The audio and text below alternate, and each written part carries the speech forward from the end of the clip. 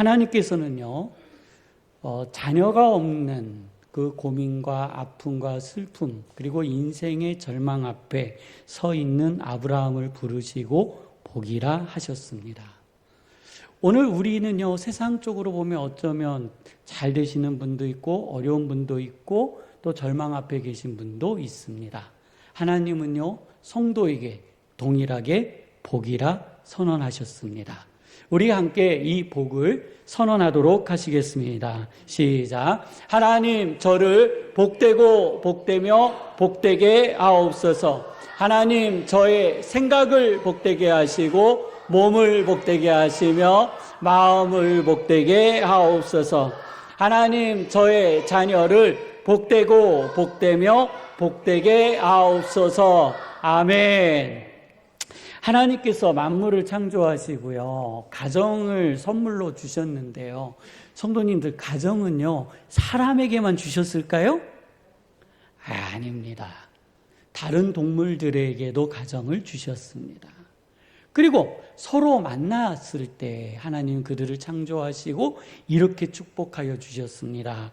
만물은 생육하고 번성하며 이 땅에 충만하라. 이것이 하나님께서 우리에게 주신 축복입니다.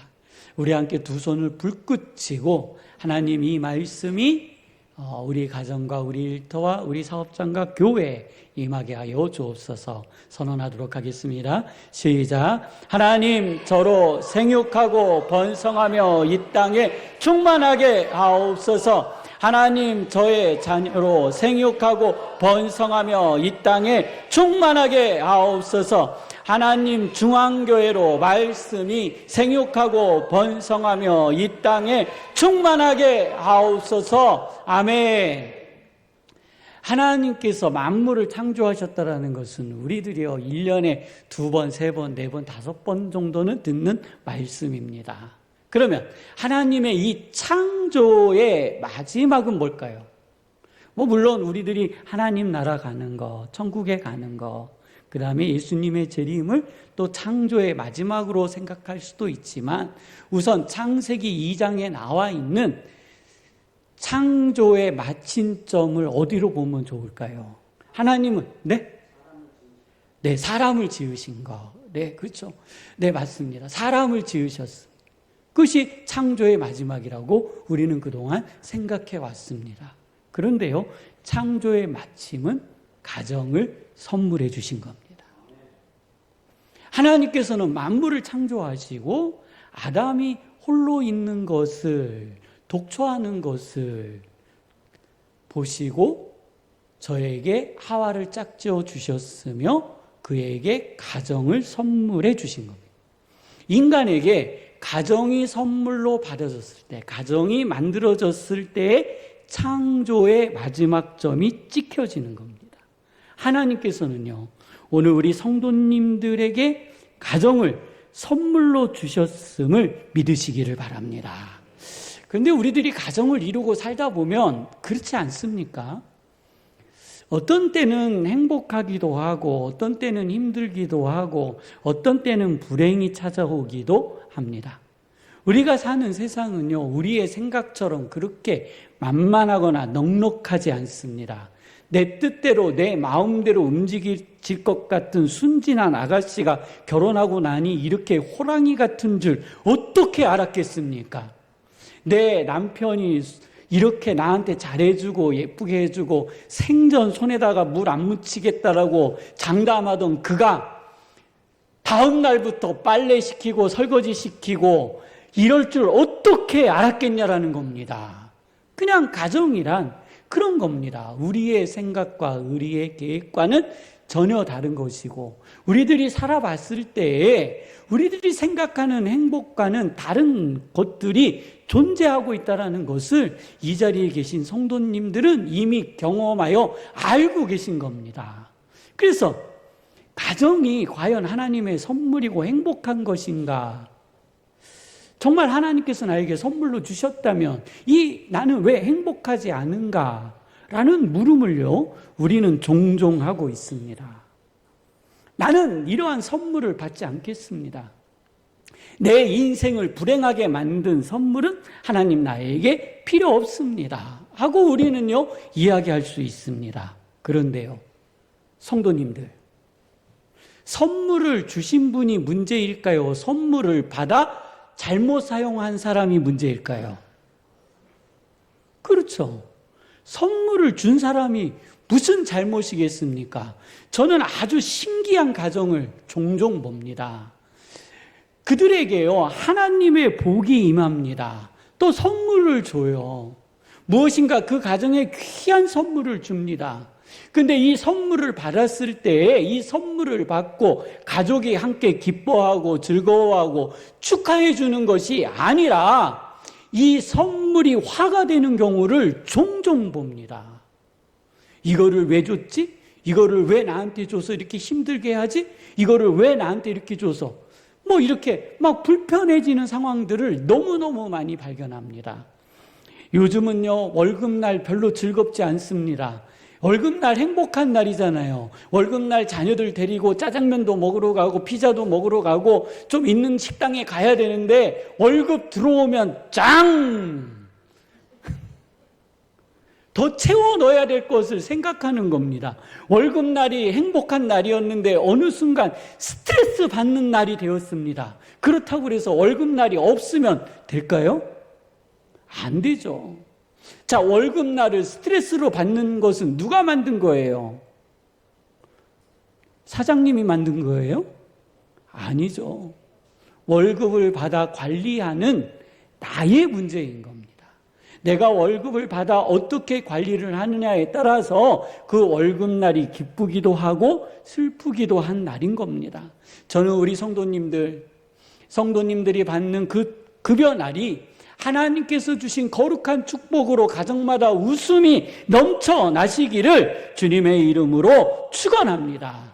그래서 선물을 준 사람의 문제가 아니라 선물을 받은 사람이 그 선물을 어떻게 사용하고 어떻게 관리하느냐에 따라서 그에게 복이 되기도 하고 그에게 어려움을 주기도 하고 그에게 고난을 주기도 한다는 겁니다. 농사를 지을 수 없는 한 섬, 어느 섬에 사람들이 모여 사는데요. 농사를 지을 수 없으니 뭐를 해요? 어부를 하죠. 고기를 잡아요. 어느 날 고기를 잡으러 간 남편이 돌아오지 않았습니다. 바다에서 그냥 빠져 배가 뒤집혔어요. 돌아오지 않는 남편을 한없이 기다리는 아내. 남편의 죽음을 받아들일 수도 없습니다. 그 충격으로 집에서요 산송장처럼 생을 살아가는 겁니다. 낙이 없습니다.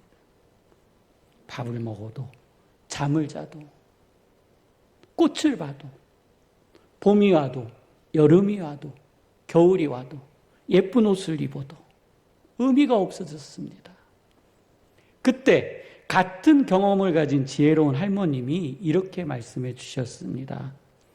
그렇게 산 송장처럼 누워있느니 차라리 망태라도 짊어지고 나가 쓰레기를 주워 바닷가에다 버리라는 겁니다.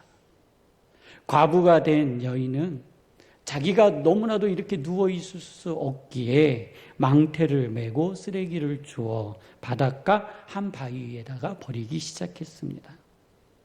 같은 슬픔을 가진 여인들 한둘이 모이기 시작했습니다.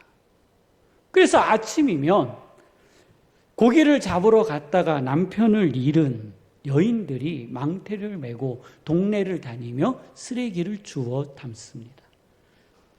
한낮 정오가 지나 한 섬에 도착하여 모두가 다 쓰레기를 버리고 그 자리에 앉아 한참을 울다가 집으로 돌아왔다고 합니다. 그래서 그 바위를 쓰레기 바위라고 부른다고 합니다. 이분들은요, 자신의 남편이 살았을 때 몰랐을 거예요. 함께 있을 때 몰랐을 거예요. 그 남편을 잊어버리고 나니 그 남편의 가치가 얼마나 큰지 몰랐다라는 겁니다.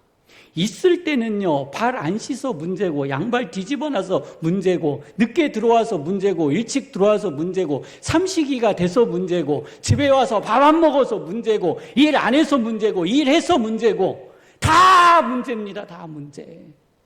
그런데요, 이런 분들은요, 이렇게 이야기합니다. 내 앞에서 자랑하지 마세요. 네. 삶의 문제, 남편을 잃은 분들은요, 그거라도 있었으면 좋겠다 하는 겁니다. 어떤 과부가, 어르신이 그러신대잖아요. 아이고, 내 남편 말이에요. 지금 내가 병간호한 지가 5년이 됐고 10년이 됐는데, 아이고, 그랬더니 그분이 그러셨대요. 살아 숨 쉬는 것만으로도 고마운 줄 알라고. 그런데요, 나중에 남편을 잃고 나서 그것이 어떤 말인지 가슴 깊이 다가왔다라는 겁니다. 이 과부들, 이 여인들은요, 얼만큼의 스트레스를 받았는지 미국의 심리학자 토머스 홈스 박사가 잘 정리해 놨습니다. 배우자 사망으로 인한 스트레스 100점 만점에서 100점이라고 합니다. 그리고 이혼은 73점, 그리고 구속되어지는 상황은 63점, 직장에 해고를 당했을 때는 73점이라고 합니다. 그래서 나의 배우자가 나와 함께 살다가 없어지는 것, 이것이 굉장히 큰 스트레스라는 거예요. 성도님들, 우리의 가정은요, 우리들이 생각하는 것과 같이 안전하지 않습니다. 다 경험해 보셨잖아요. 어느 날 어떤 일이 어떻게 벌어질지 몰라요. 예측 불가능한 상황인 겁니다. 오늘 밥 잘 먹고 멀쩡히 나갔던 자녀가, 오늘 밥 잘 먹고 잘 나갔던 내 배우자가 돌아오지 못하는 길에 서는 일들이 종종 있습니다. 또 어떤 때는 병원에서, 또 어떤 때는 경찰서에서, 또 어떤 때는 관공서에서 전화를 받기도 합니다. 우리는요, 그래서 이 문제가 다가오는 것에 대해서 굉장히 불편해합니다. 그래서 이렇게 기도하죠. 하나님, 우리에게 문제가 없게 해주세요. 문제가 없게 해주세요. 문제가 없게 해주세요. 내 자녀에게 문제가 없게 해주세요. 남편에게, 아내에게 문제가 없게 해주세요. 직장에, 사업장에 문제가 없게 해주세요. 아닙니다, 성도님들. 문제는요, 언제든지 있을 수 있습니다. 제가 항상 드리는 말씀입니다. 문제가 아니라 다가온 문제를 가족이 어떻게 손을 잡고 해결하는가, 우리의 가정이 이 문제에 대하여 어떻게 대응하는가, 이것이요, 오늘 우리에게 있는 문제를 성공하는 가정으로 만드느냐, 실패하는 가정으로 만드느냐 결정되는 겁니다. 나에게 다가오는 문제로 내가 망하는 게 아니에요. 우리의 가정에 다가오는 문제로 우리의 가정이 무너지는 게 아닙니다. 무너지는 것은 내 자신인 겁니다.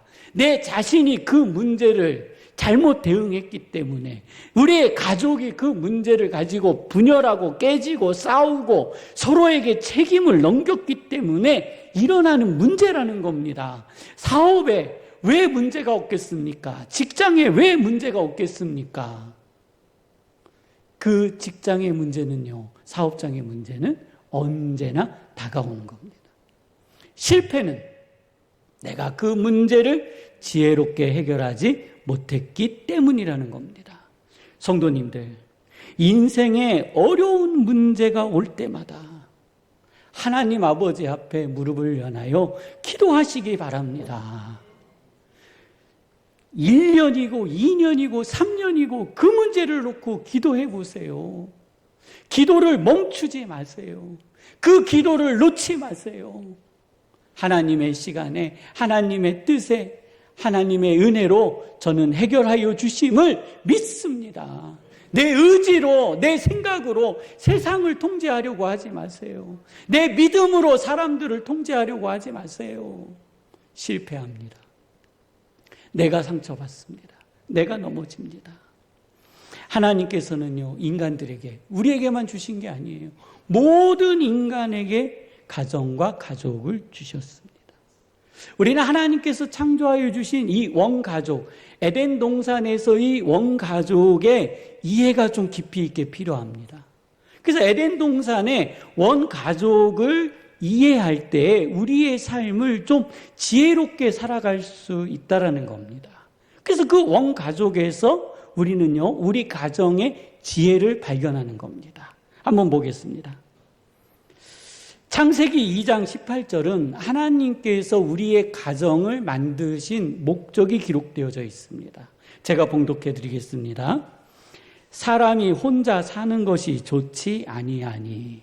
자, 사람이 어떻게 사는 거요? 예, 혼자 사는 거. 왜 진리예요? 산속에 가서 혼자 살아보세요. 문제 안 일어나나요? 네, 혼자 살아도 문제 일어나요. 그 혼자 살면 어떻게 돼요?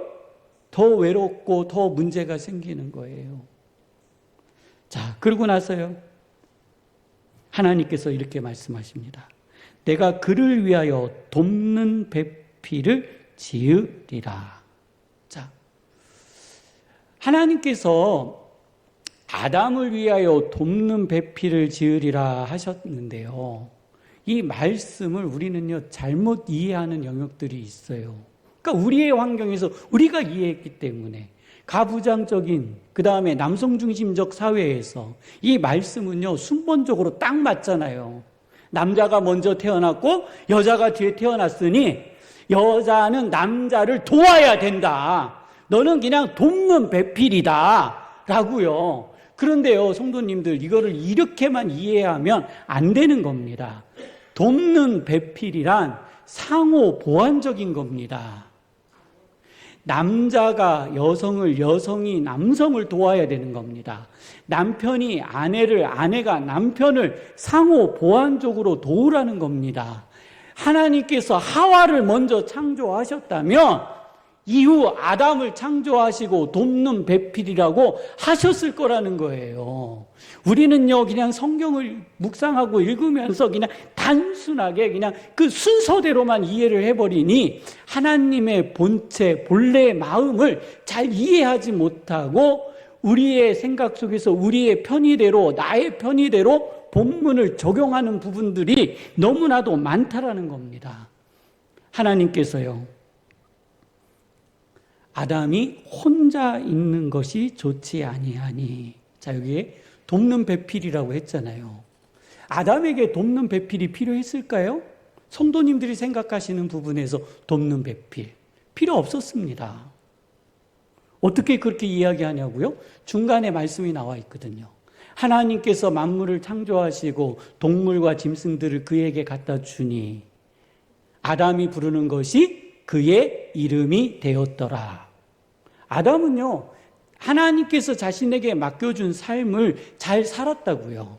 하나님께서 자신에게 준 직업을 잘 감당했어요. 하나님께서 자신에게 맡겨주신 사명도 잘 감당했어요.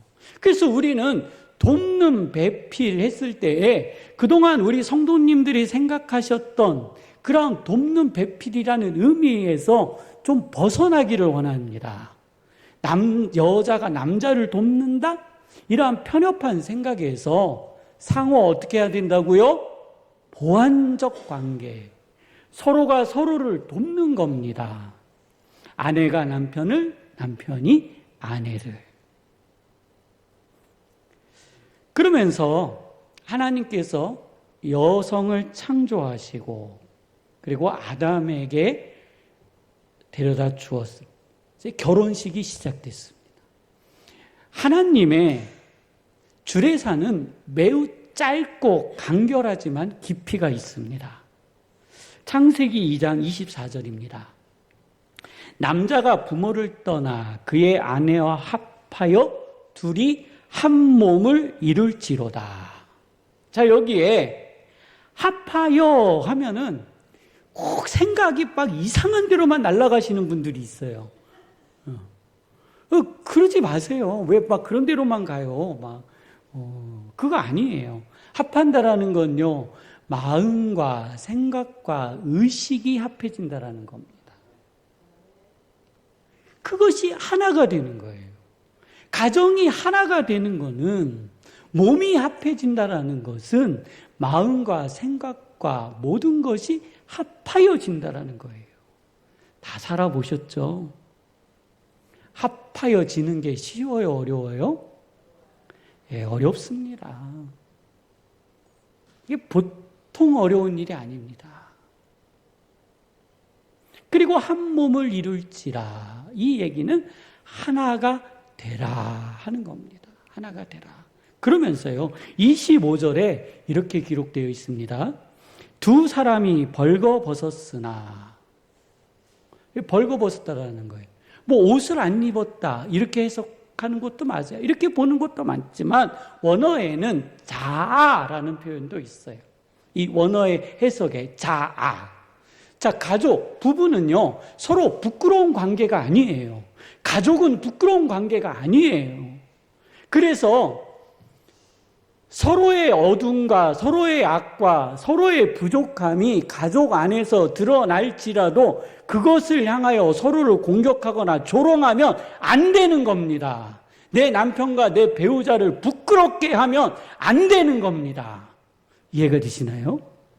가족은요, 부끄러운 관계가 아닙니다. 가족은요, 서로 내어놓고 서로 보완하며 성장하는 과정이라는 겁니다. 하나님께서 아담과 하와라는 가정을 이루시고 하나님 보시기에 좋은 삶을 살기를 원하셨습니다. 하나님께서 이 두 사람이 만나 행복하기를 원하시죠. 야, 너네끼리 싸우고 지지고 볶고 그렇게 살아라 이렇게 원하셨을까요? 아니죠. 하나님은요, 행복하게 살기를 원하셨어요.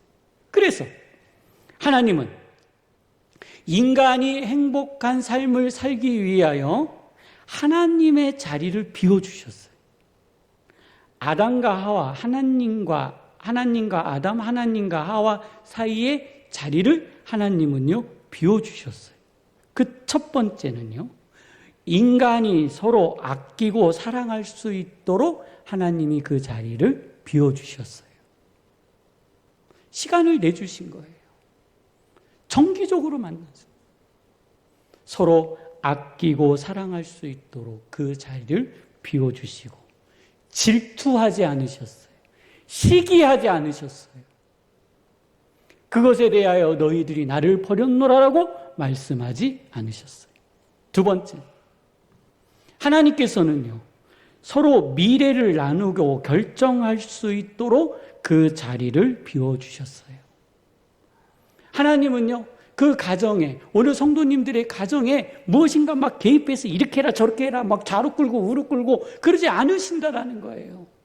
우리의 가족이 하나가 되어 합하여 우리의 미래를 결정할 수 있도록 하나님은요, 그 자리를 어떻게 하셨다고요? 비워주셨어요. 세 번째입니다. 하나님께서는요, 우리의 인간들이 살아갈 수 있도록 환경을 만들어 주셨어요. 우리가 가정을 이루고 또 가족을 이루고 살아갈 수 있는 환경을 만들어 주셨다는 겁니다. 이 모든 하나님의 결정은요, 누구를 위한 결정이었을까요? 네, 저는 이 결정에 하나님, 나를 위한 결정입니다. 하나님은 내가 행복하기를 원하셔서 가정을 선물로 주셨습니다. 자, 이제요, 우리는 에덴 동산의 원가족, 원형을 보았어요. 근데 성도님들이 잘 알고 계시는 것처럼 에덴 동산에서 쫓겨난 아담과 하와가 살아가는 세상, 그리고 그 세상에서는 다양한 모습의 가정을 보게 됩니다. 한 남자와 여자가 만나 결혼을 하고 가정을 이룹니다. 이 가정은요, 살아가면서 다양한 사건과 다양한 환경들을 만나면서 우리의 가정과 가족의 형태의 변화가 오기 시작했습니다. 오늘 현대학자, 그 가정을 연구하는 현대학자들이 마치 자기네가 새로운 것을 찾은 것처럼 이렇게 정리해 놓은 가정의 모델이 있는데 이렇게 자기들끼리 정리했어요. 우리한테 허락도 안 받고 이렇게 정리해놨어요. 확대 가족, 노인 가족, 한부모 가족, 계부모 가족, 혼합 가족, 위탁 가족, 다문화 가족 등 이렇게 오늘 우리들이 살고 있는 이 세상에 다양한 가족의 형태들이 있다라는 겁니다. 근데 우리는요, 어떤 생각을 가지고 있어요? 정상적 가정이라는 생각을 가지고 있습니다. 성도님들이 생각하시는 정상적 가정은 어떤 겁니까?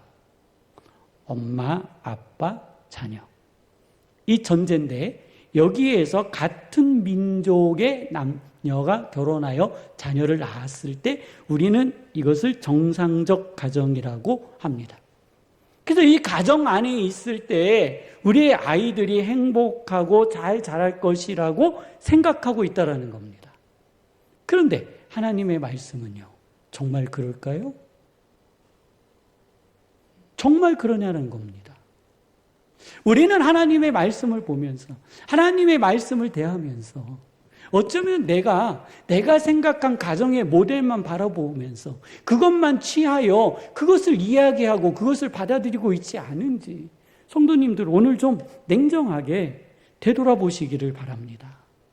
하나님의 말씀에는요, 다양한 가족의 모델들이 있습니다. 앞에서 핵가족, 노인가족 얘기했지만요, 이미 이 가족의 형태가 성경에 기록되어져 있는데 제가 3 가족만 소개해 드리도록 하겠습니다. 다문화 가족입니다. 여리고성에 기생으로 살고 있던 라합과 살몬의 가정입니다.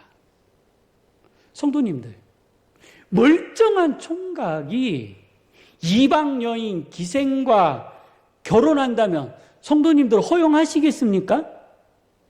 내 아들이 기생과 결혼한다면 허락하시겠어요? 내 주변에 있는 사람이 기생과 결혼해서 산다면 큰일 났지, 큰일 났지. 언젠간 사고 터질 거야. 이러지 않겠어요? 칭찬이 나올까요? 격려가 나올까요? 아닙니다. 우리는 그 가정에 대한 축복보다는 염려라는 이름으로 뒤에서 흉을 볼 수도 있습니다. 다문화 가족입니다. 그리고 이 라합의 직업은 기생이었습니다. 우리도 허용할 수 없는, 근데 멀쩡한 청년이 이 여인과 결혼하여 예수님의 족보에 들어갔다는 겁니다. 2번째입니다. 충격적입니다. 시아버지와 며느리의 관계입니다. 유다와 다말의 가정. 남편 잡아먹은 년이죠. 우리 옛날 말로. 제 말 틀렸어요? 남편이 죽었잖아요. 기업 물을 자로 둘째도 줬는데 그도 죽어버렸어요. 그런데 시아버지하고 이렇게 해가지고 아기를 낳대요. 그 애가 멀쩡하게 자라겠습니까? 그 애를 우리 사회가 받아들일 수 있겠어요? 성도님들의 가정에 이러한 일이 벌어졌다면 우리가 그 가족의 형태를 인정할 수 있을까요? 못하죠. 못해요. 그런데 누구는 인정해 주셨다고요? 하나님은 인정해 주셨어요. 또 있습니다. 이방 여인, 다문화 가정입니다. 이방 여인 룻입니다. 사촌이에요. 사촌. 아니, 룻이 얼마나 예쁘면 그냥 결혼하는 것도 부족해가지고 그 많은 빚을 다 갚아주고 자기 마누라로 삼냐라는 거예요. 오늘 성도님들, 내 아들이 그런다면 허락하시겠어요? 내 딸이 그런다면 허락하시겠어요? 그리고 그 낳은 아들을 그 시어머님이 끌어안고 나의 노년의 복이로다라고 이야기할 수 있겠냐라는 거예요. 우리는 이렇게 해요. 아이고, 참 애기 어떻게 하나. 쟤는 참 인생이 꼬였네. 저 인생 어떻게 하나. 그러지 않겠습니까? 그런데요, 이 자녀도 다윗의 계보에 들어간다라는 겁니다. 성도님들, 오늘 우리는요, 생각을 좀 바꿔야 되는 겁니다. 우리들이 생각하는 가정, 가족의 형태, 이것은요, 다양할 수 있습니다. 그 형태가 문제가 아닙니다. 우리는요, 가족의 형태, 가정의 모양을 굉장히 중요시하고, 그리고 우리들이 생각하고 있는 가정의 형태만이 행복의 비밀이라고 여기고 있다라는 겁니다. 근데 그것 때문에 우리의 가정은 더 힘들고 어렵고 고통과 아픔에 처하기도 한다라는 겁니다. 성도님, 가정과 가족의 형태가 중요할까요? 가정과 가족 안에 하나님의 역사하심이 중요할까요? 그렇죠. 우리의 가정에, 우리의 가족에, 자녀의 삶에, 아니면 내 부모님의 삶에, 내 이웃의, 내 형제의 삶에 어떠한 문제가 생겨서 내가 조카들을 데리고 살 수도 있고, 내 자녀를 보낼 수도 있고, 내가 부모님을 모시고 살 수도 있고, 내가 부모님을 의지할 수도 있고. 30년 전에요, 미국에 캥거루족이라고 있었어요. 혹시 들어보셨는지 모르겠어요. 이 캥거루족은 뭐냐면, 젊은 세대가 경제 활동을 할 수 없어서 부모님 집에 들어오는 거래요. 그래서 부모님 집에 쳐들어오는 겁니다. 결혼해서. 그래서 부모님의 연금으로 먹고 사는 그 사람들을 캥거루족이라고 그래요. 근데 오늘 우리 사회가 그렇게 돼버렸어요. 오늘 우리 사회가. 비일비재해요. 비일비재해요. 우리 중앙교회 성도님들은 이 단계를 뛰어넘어 우리의 자녀들이 정서적으로, 마음적으로, 경제적으로 독립하는 은혜가 있기를 주님의 이름으로 축원합니다. 가정의 형태가 중요한 것이 아닙니다. 하나님의 말씀에도 가정의 형태가 중요하다고 말씀하시진 않습니다. 물론 이것은 있습니다. 대전제, 생육하고 번성하고 충만한 것. 결혼이라는 것은 생육과 번성과 충만이 있습니다. 더 설명하지는 않겠습니다. 대한민국도 생육과 번성과 충만 안에 주민등록번호, 남자는 홀수, 여자는 짝수. 그래서 남자는 1과 3, 여자는 2와 4로 나누는 겁니다. 혼인신고, 가족을 받아들이는 것은 1과 2가 만날 때, 3과 4가 만날 때, 홀수와 짝수가 만날 때 호적이 등록되는 겁니다. 그때의 가정이라고 인정하는 겁니다. 그 가정의 인정은 또 뭐예요? 생육하고 번성하고 충만한 데에 근거한 겁니다. 말씀을 정리합니다. 가정주일, 부부주일입니다. 우리는 우리 주변에 다양한 형태의 가정으로 살아가고 계십니다. 우리 성도님들도 마찬가지고, 성도님들 주변에 다양한 가족의 형태들이 있습니다. 하나님, 우리의 가족에 고린도전서 8장의 은혜가 있게 하여 주옵소서. 오늘 저희들이 성시 교독하였던 그 사랑이 하나님 아버지여 우리 안에 차고 넘치게 하여 주옵소서. 우리 가족 안에 거하게 하여 주옵소서. 하나님, 희생이 아니라 헌신이 있는 하나님 아버지 행복한 가정 되게 하여 주옵소서. 우리 함께 기도하도록 하시겠습니다.